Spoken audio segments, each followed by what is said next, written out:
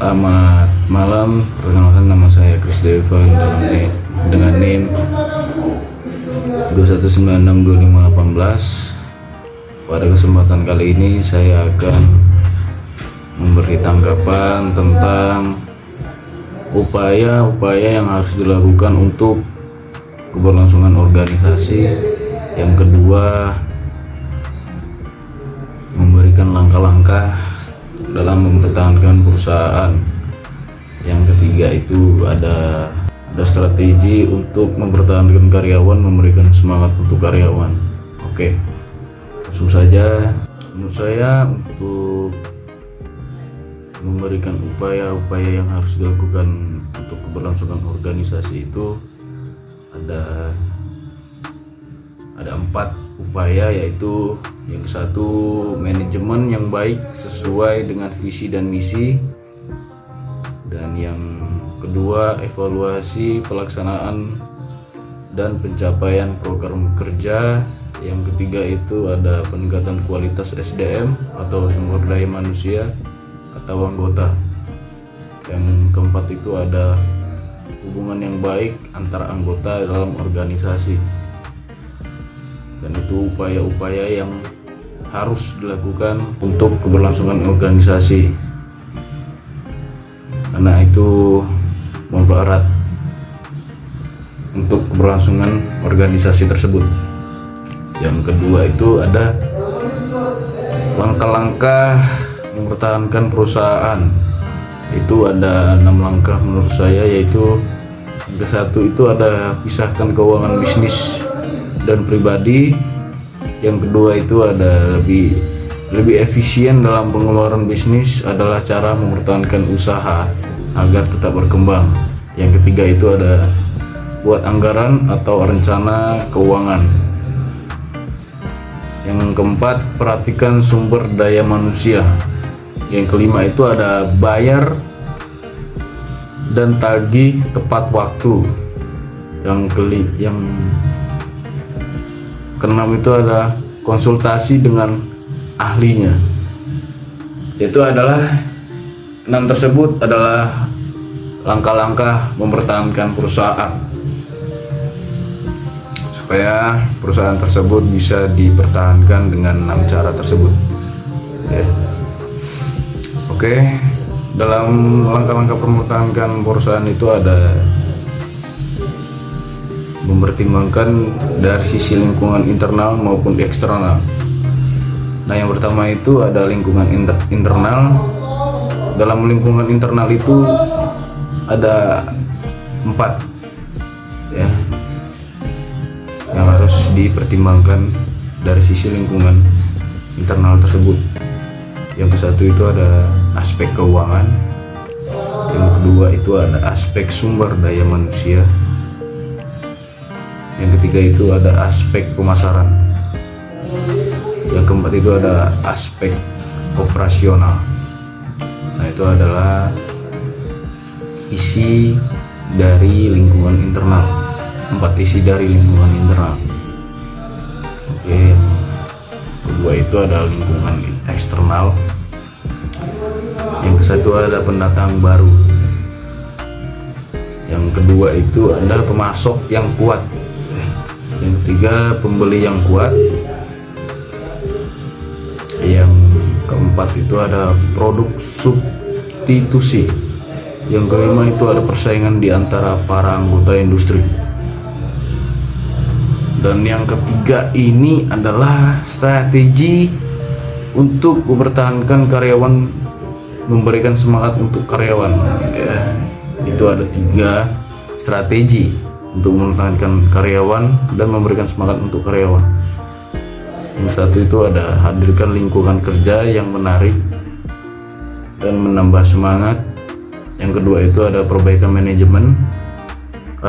Yang kedua itu perbaikan manajemen perusahaan. Yang ketiga itu pemberian apresiasi terhadap karyawan. Nah, itu adalah strategi untuk mempertahankan karyawan supaya karyawan tersebut semangat dan memberikan motivasi, dan supaya karyawan tersebut semangat dalam bekerja. Itulah 3 strategi dalam mengenalkan karyawan.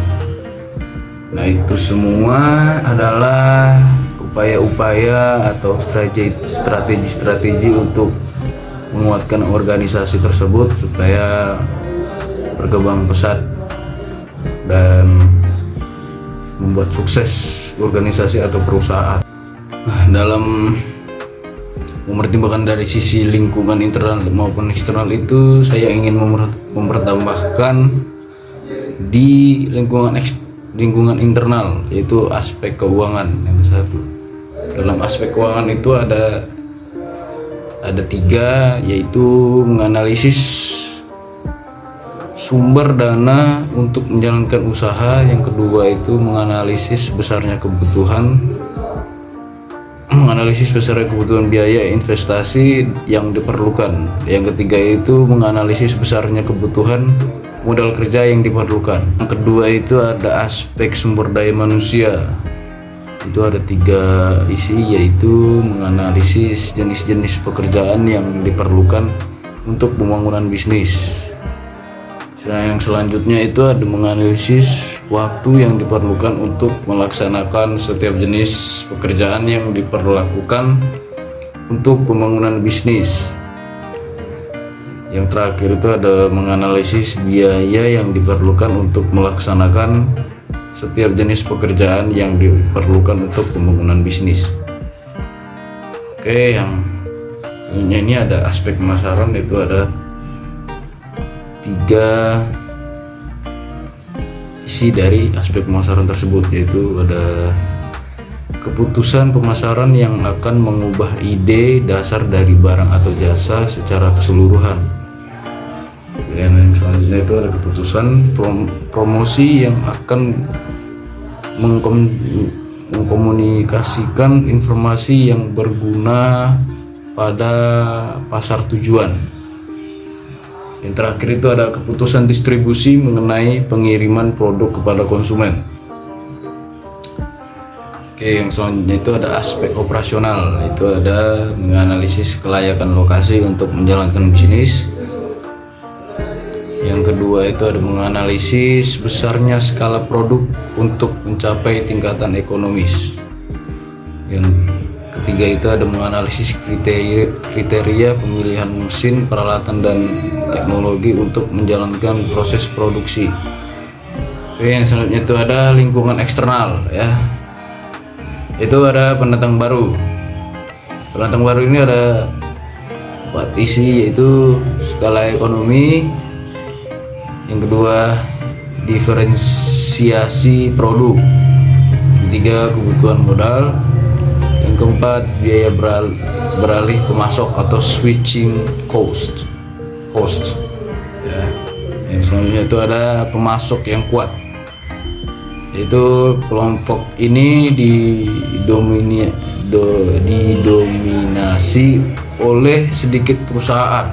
Ya. Yang kedua itu ada produk masuk bersifat unik atau setidak-tidaknya terdiferensiasi.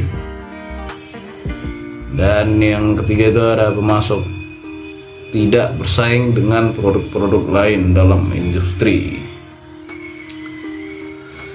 Yang selanjutnya ada pembeli yang kuat, yaitu pembeli terkonsentrasi atau membeli dalam jumlah, dalam tutup kurung volume, tutup kurung besar, ya, tutup besar. Yang selanjutnya itu ada produk yang dibeli dari industri bersifat standar atau tidak terdiferensiasi. Yang ketiga itu ada produk yang dibeli dari industri merupakan komponen penting dari produk